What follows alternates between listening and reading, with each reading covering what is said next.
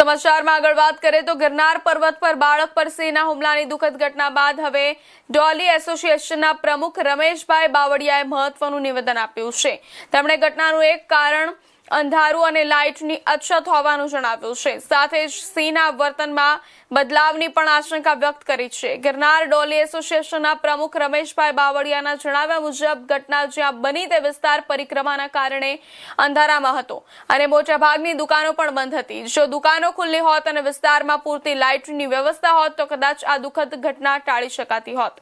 તેમણે જણાવ્યું કે ગિરનાર પર વર્ષના 365 દિવસ યાત્રિકો, સ્થાનિક વેપારીઓ અને ડોલીવાળાઓ અવરજવર કરે છે, પરંતુ અગાઉ ક્યારેય આ પ્રકારની ઘટના બની નથી। તેથી સિંહના સ્વભાવ અથવા વર્તનમાં કોઈ અસાધારણ બદલાવ આવ્યો હોવાની શક્યતા નકારી શકાય નહીં। રમેશભાઈ બાવળિયાએ વહીવટીતંત્રને સમગ્ર ઘટનાની નિષ્પક્ષ અને વૈજ્ઞાનિક તપાસ કરીને સાચા કારણો બહાર લાવવાની અપીલ પણ કરી છે।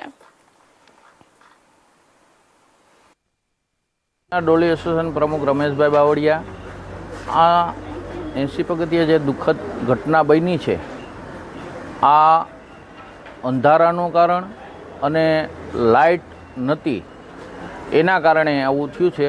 અને મારી દુકાન ત્યાં જ છે।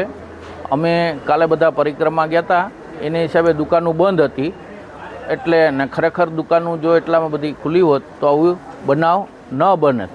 અને આ બહુ નિંદાની ખરેખર દુઃખદ ઘટના છે। અને કદાચ સિંહમાં ક્યાંય એવો બદલાવ આવ્યો હોય અને કાંઈ એવું થયું હોય, નકર અમારા ડોરીવાળા તથા દુકાનવાળા વેપારીઓ, યાત્રિકો અવારનવાર કાયમ જાય છે। 365 દિવસ આવો બનાવ બન્યો નથી। તો જેથી કરીને કે સત્ય સામે આવે એવી મારી એક નમ્ર વિનંતી છે અને અપીલ છે।